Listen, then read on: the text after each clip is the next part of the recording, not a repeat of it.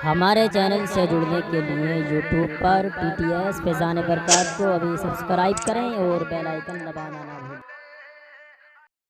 लुत्फ उनका आम हो ही जाएगा, शाद हर नाकाम हो ही जाएगा। मोमिनो दामन सखी का थाम लो, वाह वाह वाह सुभान अल्लाह। मोमिनो दामन सखी का थाम लो, कुछ न कुछ इनाम हो ही जाएगा।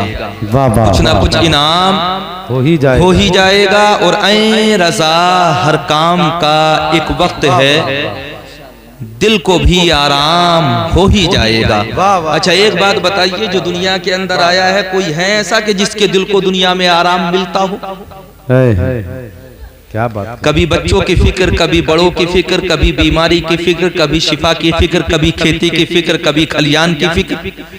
कोई है ऐसा जिसे आप हजरात ये कह दे कि ये 100% सुकून में है दुनिया के अंदर, या 100% इसे चैनो करार है दुनिया के अंदर मुयस्सर? आप हजरात में बुजुर्ग भी होंगे ऐसे बुजुर्ग के जिनकी दाढ़ियां सफेद हजरात धूप में नहीं बल्कि साथ ही साथ तजुर्बे में भी हुई है। ऐसे भी लोग यहाँ पर बैठे हुए हैं कि जिन्होंने दुनिया देखी, जमाना देखा और देखते देखते उनके चेहरों पर छुर्रियां पड़ गईं। ऐसे भी लोग यहाँ पर बैठे हुए हैं कि जिन्होंने कितने हादिसात, कितने अमीरों को गरीब होते हुए और कितने गरीबों को अमीर होते हुए देखा होगा, कितनों को पैदा होते हुए देखा होगा और कितनों को मरते हुए देखा होगा, कितने जनाजों को कंधा दिया होगा, कितनों को कब्रों में उतारा होगा, कितनों को दफनाया होगा और कितनों की कब्र पर पढ़ा होगा मिनहा खलकनाकुम व फीहा नुईदुकुम व मिनहा नुखरिजुकुम तारतन उखरा। अगर उनसे पूछने लगे कि ज्यादा नहीं सिर्फ इतना बता दो कि चैनो सुकून क्या जनाजे को कंधा देने वालों को भी मयस्सर आता है, तो वो भी कहेंगे हजरत चैनो सुकून वहां भी नहीं मिलता। हालात ये है कि कब्रिस्तान में जाने के बाद भी जो जिंदा होते हैं दफन करने वाले, वो चैनो सुकून में नजर नहीं आते। फिर मैं आप हजरात से कहना चाहूंगा, जब चैन यहाँ पर है ही नहीं, करार यहाँ पर है ही नहीं, इत्मीनान यहाँ पर है ही नहीं, तो फिर सज्जिदी सरकार आला हजरत कौन से चैन की बात कर रहे हैं, कौन से सुकून की बात कर रहे हैं, कौन से इत्मीनान की बात कर रहे हैं, कौन से राहते कल्बी की बात कर रहे हैं? एक बात बताना चाहता हूं आप हजरात को, चाहे दौलतमंद हो दुनिया के अंदर, चाहे अहले सरबत हो दुनिया के अंदर, चाहे पैसे वाले हो दुनिया के अंदर, चाहे हुक्मरान हो दुनिया के अंदर, चाहे शहंशाह वक्त हो दुनिया के अंदर, चाहे मनसबदार हो दुनिया के अंदर, चाहे ओहदेदार हो दुनिया के अंदर, लेकिन किसी को भी चैन नहीं मिलता, किसी को भी करार नहीं मिलता, किसी को भी सुकून नहीं मिलता। अब आप हजरात कहेंगे तो कोई तो होगा ऐसा कि जिसे करार मिलता होगा, कोई तो होगा ऐसा कि जिसे सुकून मिलता होगा, कोई तो होगा ऐसा कि जिसे इत्मीनान कुल्ली हासिल होता होगा। तो आगे बढ़कर के मैं तुम्हें बताना चाहूंगा, अहले ईमान सुनो, चैन उसी को मिलता है जिस पर मुस्तफा की रहमत होती है और उसी को ऊपर होती है जो मुस्तफा का सच्चा आशिक होता है। बेशक बेशक सुभान अल्लाह सुभान अल्लाह सुभान अल्लाह सुभान अल्लाह सुभान अल्लाह। नारे तकबीर, नारे रिसालत, नारे गौसियत, मसलके आला हजरत, फैज़ाने आला हजरत, सुभान अल्लाह सुभान अल्लाह। अच्छा मैं अपनी गिरफ्ती उठा रहा हूं तो फिर आप हजरात थोड़े से सुस्त क्यों पड़ रहे हैं? मुझे ना कहलवाना पड़े, आप हजरात कहते रहे। वैसे भी मैं नॉन स्टॉप बोलने वाला आदमी हूँ, जब शुरू हो जाता हूँ तो फिर शुरू हो जाता हूँ, रुकता नहीं हूँ ना, बीच में रोक करके ये कहता हूँ कि हाथ उठा करके कहो सुभान अल्लाह। लेकिन इस इत्मीनान के साथ और हजरात इस यकीन के साथ यहाँ पर बैठा हूँ कि कुछ ना कुछ काम की बातें आप हजरात को दे करके जाऊंगा। अगर वाकई आप हजरात लेना चाहते हैं काम की बातें तो मुस्कुरा करके कहिए सुभान अल्लाह। जब दुनिया के अंदर किसी को चैन मुयस्सर नहीं है, एक शख्स आ गया हजरत अली के पास और हजरत अली के पास आने के बाद अर्ज करने लगा, सरकार मैंने एक महल खरीदा है, बड़ा खूबसूरत मकान है, लेकिन मैं ये चाहता हूं कि उस महल का बैनामा आपके हाथों से तहरीर कराया जाए। उस जमाने के अंदर हजरत मोहतरम जो सबसे ज्यादा नेक होता था उसी के हाथों से जमीन और हजरात जायदाद के कागज लिखवाए जाते थे। आज के जमाने में तो सरकारी प्रॉपर्टी होती है और हजरात सरकारी हुक्मरान होते हैं जिनके जरिए से बैनामा होता है, रजिस्ट्री होती है, जिनके हाथों से हजरत मोहतरम दुनिया के अंदर दस्तावेज लिखे जाते हैं। लेकिन उस जमाने के अंदर जो जितना ज्यादा नेक होता था उसकी उस तहरीर को उतना ही ज्यादा मोतबर समझा जाता था। हजरत अली के पास आ गए और आज के जमाने में तो गवर्नमेंट के यहाँ पर कागज लिखे जा रहे हैं, फिर भी बेईमानी हो जाती है। हालात ये है कि चकबंदी के मौके पर आप हजरात ने बेईमानी देखी हो गए, बंटवारे के मौके पर आप हजरात ने दुनिया के अंदर बेईमानी देखी होगी, और मैं और आप हजरात तो ऐसे बेईमान हो गए कि खेत की मेहनत काटते हुए भी मुझे और आप हजरात को शर्म नहीं आती। ऐ गाफिल इंसान, तुझे इस बात का एहसास नहीं है दुनिया के अंदर ये जो बेईमानियां तू दुनिया के अंदर कर रहा है, ये जो घपलेबाजियां तू दुनिया के अंदर कर रहा है, एक दिन वो आएगा कि तेरे जनाजे को भी 4 लोग कंधों पर उठा करके कब्रिस्तान की तरफ लेकर के जा रहे होंगे। दौलत भी दुनिया में रह जाएगी, जायदाद भी दुनिया में रह जाएगी, मकान भी दुनिया में रह जाएगा, सिर्फ वही तेरे हिस्से में आएगा जो अल्लाह तबारक व तआला ने तेरे लिए मुकर्रर फरमा दिया है। फिर बेईमानियां किसके लिए है हजरात, ये घपलेबाजियां किसके लिए है? आ गया वो शख्स हजरत अली के पास और आने के बाद अर्ज करने लगा, सरकार मैंने बड़ा खूबसूरत मकान खरीदा है और मैं ये चाहता हूं कि उसका बैनामा आपके हाथों से तहरीर किया जाए। बात किसकी चल रही है? मौलाए कायनात की बात चल रही है, हजरत अली की बात चल रही है। वो अली के जिन्हें दामादे मुस्तफा होने का शर्फ हासिल है, वो अली के जिन्हें शोहरे बतूल कहा जाता है, वो अली के जिनके बेटे ने मैदान करबला में ऐसी इश्क की शमा रोशन की कि जिसकी मिसाल दुनिया के अंदर नहीं मिल सकती। और आज भी जमाना ये कह रहा है कि ये एक सजदा जिसे तू गिरा समझता है 1000 सजदों से देता है आदमी को निजात। वो सजदा रूह ज़मीन जिससे कांप जाती थी, तरसते हैं उसी सजदे को मिंबरों में राब। वही अली कि जिनकी शुजाअत का कोई जवाब नहीं। और अहले बैत अत्हार में अल्लाह तबारक व तआला ने जिन्हें बेपनाह मकबूलियत अता फरमाई है, उन्हीं मौलाए कायनात हजरत अली की मैं बात कर रहा हूँ। हजरत अली से आकर के कहा, सरकार बैनामा आपके हाथों से लिखवाना चाहता हूँ, तहरीर आपके हाथों से लिखवाना चाहता हूँ। हजरत अली ने सुना, हजरत अली कहते हैं कागज कलम मेरे पास रख जाओ और कल आकर के तहरीर क्या खरीदा था उसने? मकान खरीदा था और बड़ा कीमती मकान था, बड़ा खूबसूरत मकान। हजरत अली कहते हैं कल आकर के दस्तावेज लेकर के चले जाना। अगले दिन वो शख्स आया और आने के बाद में हजरत अली से कागज ले लिए। किसी ने कहा था कागज लेने से पहले पढ़ तो लो, हजरत अली ने लिखा क्या है? वो अली कि जिन्हें हजरत मुस्तफा जाने रहमत ने बाबुल इल्म कहा हो, वो अली जो इशाअत फरमाते हैं मैं अगर बिस्मिल्लाह की तफसीर लिखने पर आ जाऊं तो बिस्मिल्लाह की तफसीर इतनी लिख दूं कि जिसका लोग तसव्वुर ना कर सके। वही अली कि जिनके बारे में कहा जाता है कि हजरत अली अगर बिस्मिल्लाह के बे की नुक्ते की तफसीर लिखने पर आ जाए तो 40 ऊंट मिल करके भी उस तफसीर का बोझ ना उठा सके। उस अली की तहरीर को जब उस शख्स ने मकान खरीदने वाले ने पढ़ना शुरू किया तो पढ़ने के बाद बेहोश होकर के जमीन पर गिर पड़ा। आखिर हजरात क्या लिखा हुआ था उस तहरीर के अंदर कि जिसे पढ़कर के वो शख्स बेहोश हो गया। हजरात लोगों ने पूछा था जब वो होश में आ गया, तहरीर पढ़ने वाले अली की ये तो बता दे कि तूने पढ़ा क्या, जिसे पढ़ने के बाद तू बेहोश होकर के जमीन पर गिर पड़ा। वो शख्स कहने लगा क्या बताऊं मैंने क्या पढ़ा है, क्या देखा है मैंने? हजरात पूछा गया था बताओ तो सही क्या लिखा था हजरत अली ने? वो शख्स कहने लगा, हजरत अली ने कहा था ऐ गाफिल इंसान, जो मकान तो दुनिया के अंदर खरीद रहा है उसके 4 कोने हैं और किसी भी मकान के 4 कोने से कम नहीं होते। अगर आप हजरात कहने लगे कि कैच थी 3 रह गए तो वो भी अगर ज्योग्राफी के हिसाब से देखेंगे तो उसमें भी 4 कोने निकलते हैं। यहाँ पर अगर कोई स्टूडेंट हो साइंस का तो वो बखूबी समझ सकता है मेरी गुफ्तगू को। हजरात उसमें भी 4 कोने तसव्वुर किए जाते हैं। जितना ही बड़ा खेत क्यों ना हो उसके भी 4 कोने होते हैं। 100 बीघे का हो, 200 बीघे का हो, 300 बीघे का, 50 बीघे का, 20 बीघे का, 10 बीघे का, उसके भी 4 कोने होते हैं। हजरत अली कहते हैं गाफिल इंसान, तूने 4 कोनों का मकान खरीद तो लिया लेकिन तुझे ये पता नहीं है कि ये 4 कोने तुझे कहां लेकर के जा रहे हैं।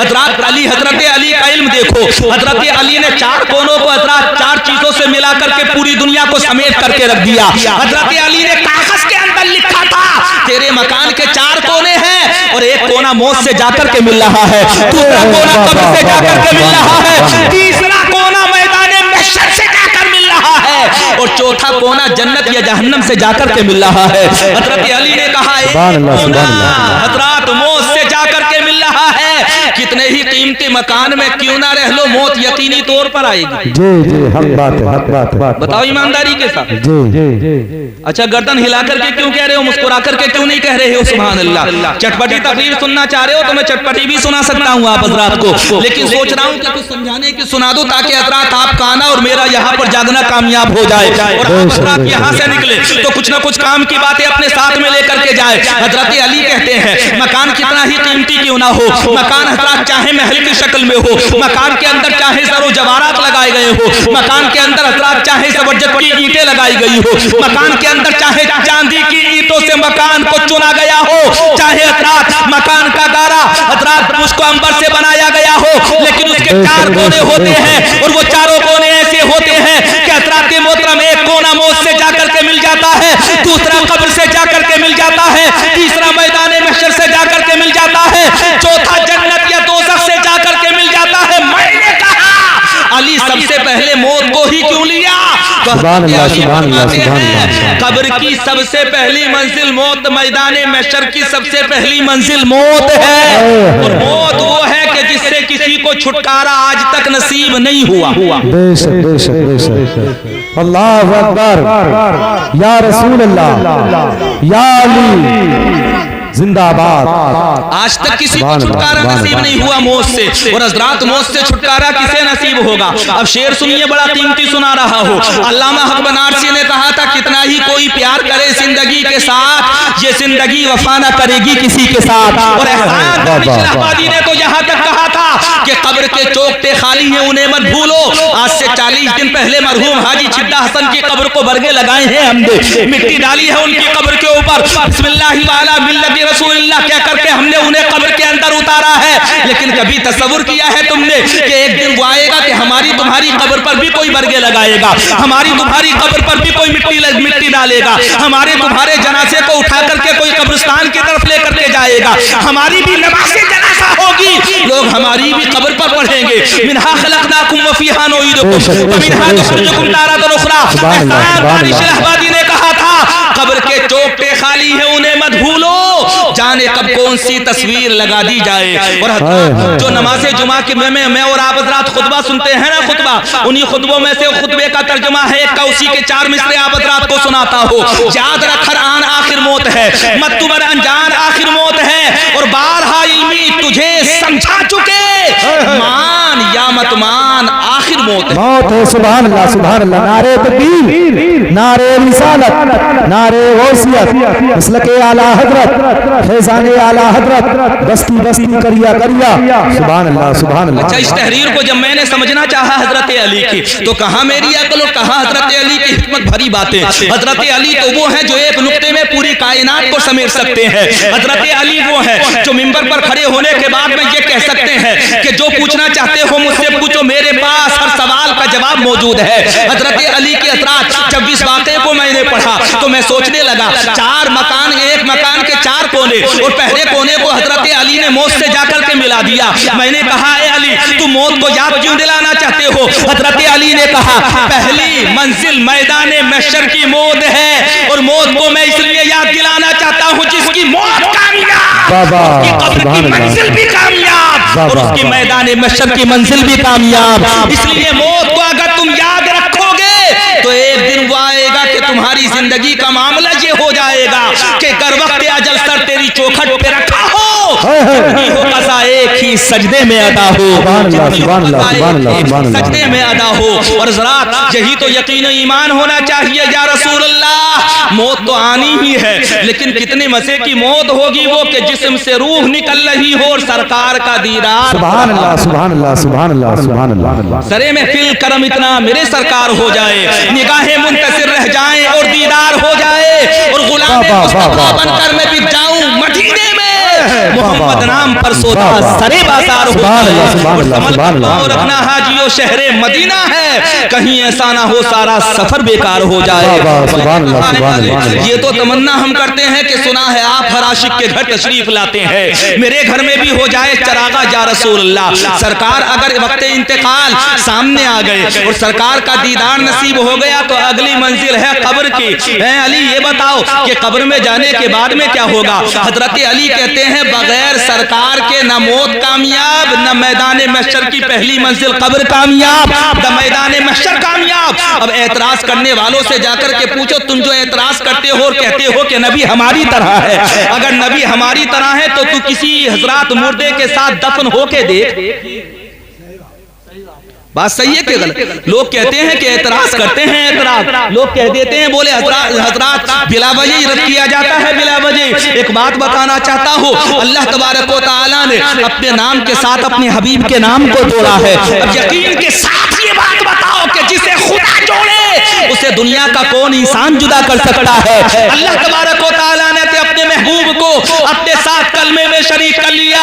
और जब मोहम्मद रसूलुल्लाह ने दुनिया के अंदर आने के बाद ऐलान किया था ला इलाहा इल्लल्लाह, ला इलाहा इल्लल्लाह, और मक्के के तमाम इंसानों ने हजरात मुस्तफा जाने रहमत को नबी और रसूल मानने से इनकार कर दिया था।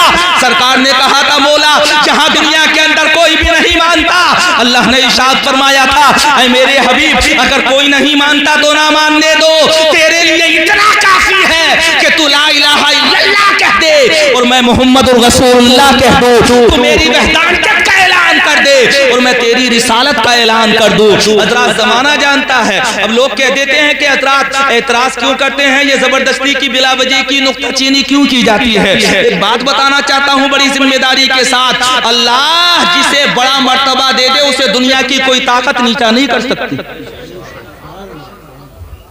और आप हजरात दुनिया की ताकतों की बात कर रहे हैं। अभी थोड़ी दिनों पहले मुझे किसी ने आकर के बताया, बोले हजरत चलिए कब्रिस्तान के अंदर। मैंने कहा क्यों?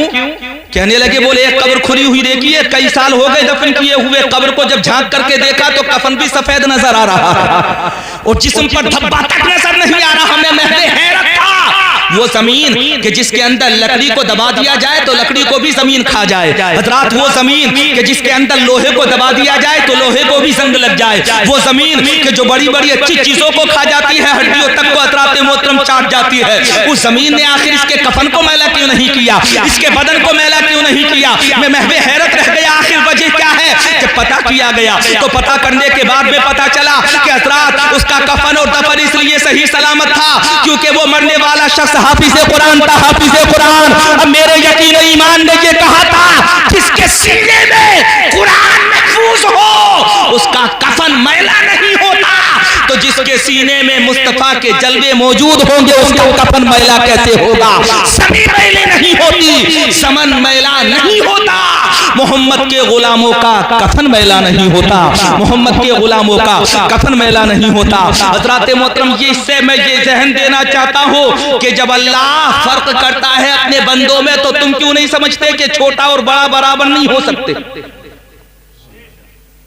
सही बात है कि नहीं? इसलिए समझा करो, इन बातों को समझना जरूरी है। और समझने की बात यह है, मैंने मैदान बद्र की तारीख पढ़ी है। मैदान बद्र यहाँ पर भी माशाअल्लाह पहले नाज़िल सुने जाते थे और पढ़े जाते थे, मुझे पता है माडली के अंदर। अब तो पता नहीं पढ़े जाते कि नहीं पढ़े जाते। हालांकि हजरात अब तो दौर ही बदलता चला जा रहा है। पहले बड़े बूढ़ों से किस्से सुने जाते थे, अब तो बैठकों पर बैठने के बाद नौजवानों को मोबाइल पर उंगली मारने से ही फुर्सत नहीं है।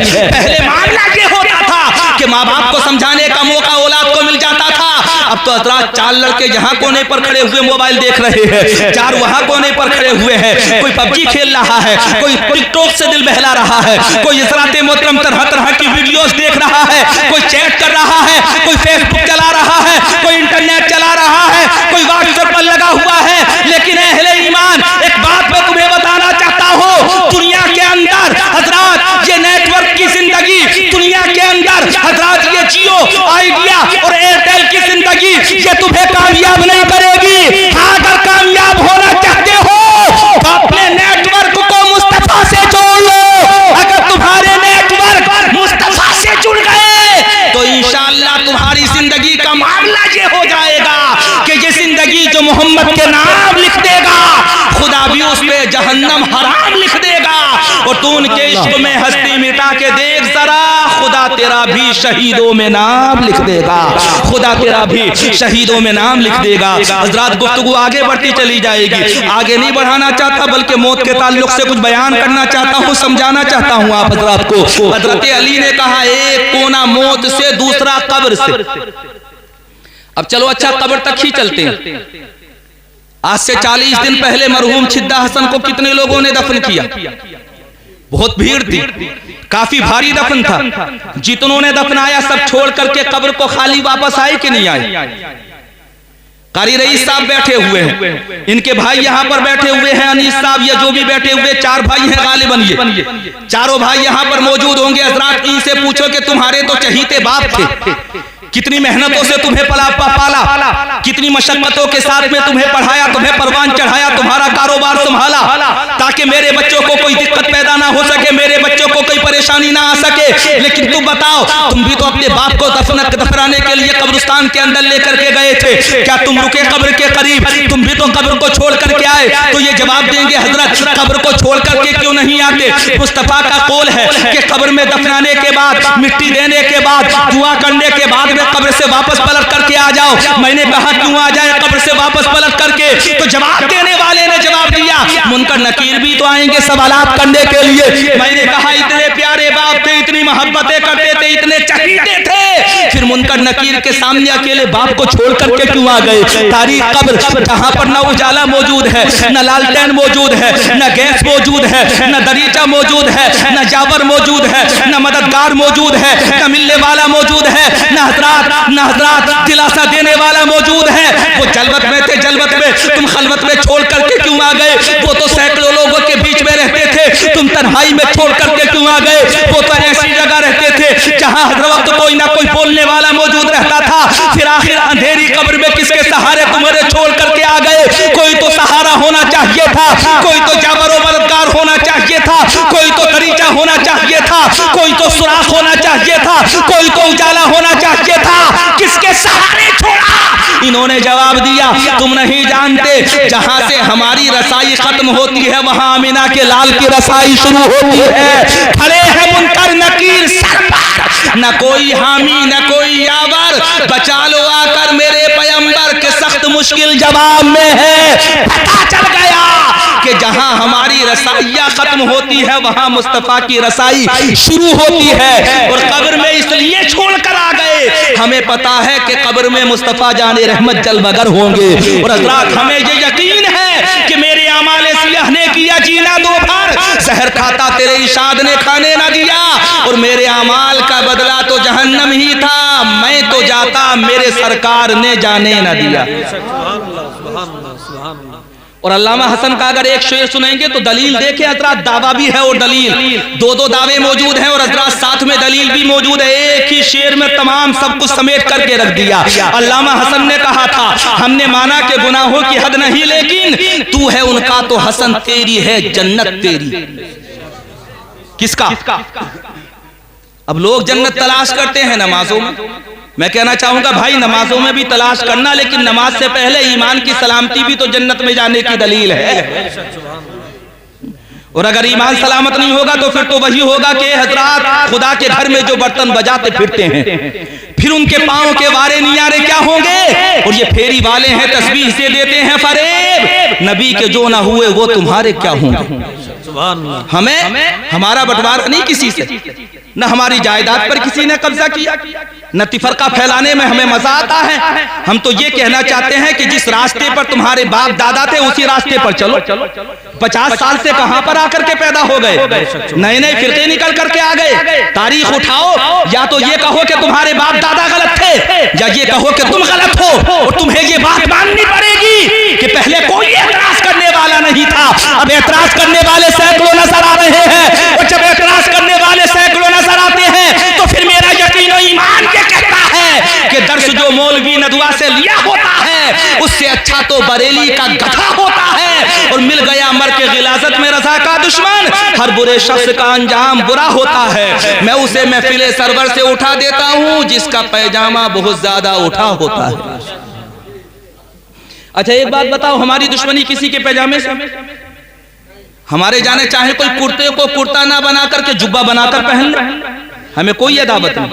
हमें कोई बैर नहीं, सिर्फ हमसे आकर के ये कह दे कि अल्लाह के बाद में मैं अल्लाह की मखलूक में सबसे बड़ा मोहम्मद रसूलुल्लाह को मानता हूँ, हम उसे अपने सीने से लगा लेंगे। हम उससे आगे बढ़कर के कहेंगे कि अगर तू सरकार का है तो हमारा है, और अगर सरकार का नहीं है तो हमारा नहीं है। तू मर्तबे को घटाने और बढ़ाने की कोशिश कर रहा है। जिसके मर्तबे को कुरान कहे वरफाना लका ज़िक्रक, जिसकी शक्ल पाक और सीने अक़दस को कुरान कहे अलम नशरह लका सदरक, जिसकी साते पाक को कुरान कहे क़द जाअकुम मिनल्लाहि नूर, जिसके हज़रात मोहतरम रिफ़ात व शान को कुरान कभी सुब्हानल्लज़ी असरा कहे, कुरान कहे कभी वमा यंतिक़ु अनिल हवा, कुरान कहे कभी वल्लैलि इज़ा सजा, कुरान कहे कभी वद्दुहा, कुरान कहे कभी वश्शम्सि व दुहाहा। अंदाजा करे जिसकी तारीफ में मुकम्मल कुरान नाज़िल हो रहा हो, उसकी तारीफ एक आम इंसान कैसे बयान कर सकता है। और हज़रात बयान करने के लिए इतना समझना जरूरी है कि कब्र में भी मुस्तफा जलवगर होंगे। सुभान अल्लाह, सुभान अल्लाह। जी जी, कब्र में भी मुस्तफा जलवगर होंगे। और सरकार की जात के ताल्लुक से बाकायदा एक सवाल किया जाएगा। सवाल लोग तो कह देते हैं हज़रात मोहतरम कि अल्लाह तबारक व तआला की मखलूक में हज़रात जो इंसान है वो सबके सब आम बशर हैं, ये कहने वाले कहते हैं। लेकिन एक बात आप हज़रात को बताना चाहता हूँ, मुस्तफा की जात देखो, मुस्तफा जाने रहमत अंधेरी कब्र के अंदर जाकर के जलवगर हो रहे हैं। मैं हज़रात आप लोगों से पूछना चाहता हूँ, मरहूम चिद्दा हसन को दफन करने वालों से पूछना चाहता हूँ, सरकार से उम्मीदें थी तभी तो तुम उन्हें अंधेरी कब्र के अंदर छोड़ करके आ गए। तुम्हें पता था मुस्तफा जलवगर होंगे, तभी तो तुम अंधेरी कब्र में उन्हें दफना करके वापस आ गए। और मेरा यकीन और ईमान ये कहता है सुकून तो तभी मिलता है जब कब्र में मुस्तफा जाने रहमत जलवगर होते हैं। जब कब्र में मुस्तफा जाने रहमत जलवगर होते हैं तो फिर सबको पता चल जाता है कि दुनिया आराम की जगह नहीं बल्कि कब्र मुस्तफा की रहमत से आराम की जगह। बेशक, सुभान अल्लाह, सुभान अल्लाह। नारे तकबीर, नारे रिसालत, नारे गौसियत, मसलके आला हजरत, उलमा अहले सुन्नत, जश्न गौसुल वरा। सुभान अल्लाह, सुभान अल्लाह। क्या हुआ, मैदान छोड़ करके जा रहे हैं? सरपरस्ता भी जाएंगे मैदान छोड़ करके तो फिर क्या होगा? एक उंगली उठा दीजिए ताकि अंदाजा हो जाए कि हज़रात मामला ओवर हो रहा, ओवरलोड, इसलिए अंदाजा पड़ जाएगा कि मामला ओवर है, जाने दीजिए। बहरहाल हज़रात मोहतरम कोई बात नहीं है, बात चल रही थी हज़रत अली के कौल के ताल्लुक से। हज़रत अली ने कहा पहले कब्र हज़रत मोहतरम मौत है, उसके बाद में दूसरी मंजिल हज़रत मोहतरम कब्र है, तीसरी मंजिल मैदान महशर है। अब कब्र की होलना की अल्लाह अल्लाह, अगर हज़रात किसी पर गुफ्तगू की जाने लगे तो अच्छा खासा वक्त गुजर जाएगा। और कब्र की होलना की को बयान नहीं किया जा सकता, जहाँ पर कोई भी अपना ना हो, जहाँ पर कोई यावरो मददगार ना हो, और हज़रत मोहतरम मुनकर नकीर आकर के सरहाने खड़े हो जाए और चिंगारती हुई आवाज में कहे, नीली आंखें जो जल रही हो कब्र के अंदर अंधेरी कब्र में, निकले हुए दांत जो इंसान को मरे हुए को खौफजदा कर रहे हो। हज़रात मुनकर नकीर आकर के झंझोड़े और झंझोड़ने के बाद में कहे, हज़रात मोहतरम मन रब्बुकुम, अब जरा सोचो तो सही, जो खलवत से निकल, जो जलवत से निकल करके खलवत में पहुंच गया वो जवाब दे तो कैसे दे? वो हज़रात मुनकर नकीर का सामना करे तो कैसे करे?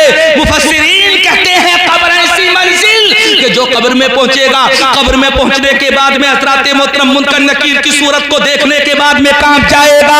वो कहेंगे मन रब्बुकुम, तुम्हारा रब कौन है? मन रब्बुकुम, हज़रात बार बार यही सवाल होगा और बार बार कहा जाएगा मन रब्बुका, तेरा रब कौन है? मन रब्बुका, तेरा रब कौन है? और वो बार बार देखेगा कि मेरे बेटे मेरे पास रहते थे नहीं है या मौजूद, मेरी बेटी मेरी बीवी मेरे साथ रहती थी नहीं है यहाँ मौजूद, मेरे मिलने वाले मेरे साथ रहते थे नहीं है यहाँ मौजूद। अब करेगा तो वो क्या करेगा?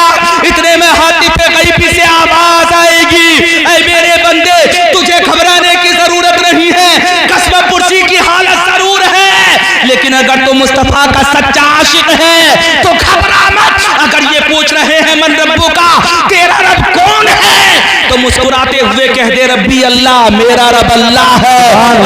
जो ये कह देगा मेरा रब अल्लाह है, वही तो कब्र की मंजिल पर भी कामयाब होगा। बेशक, बेशक, हक हक हक।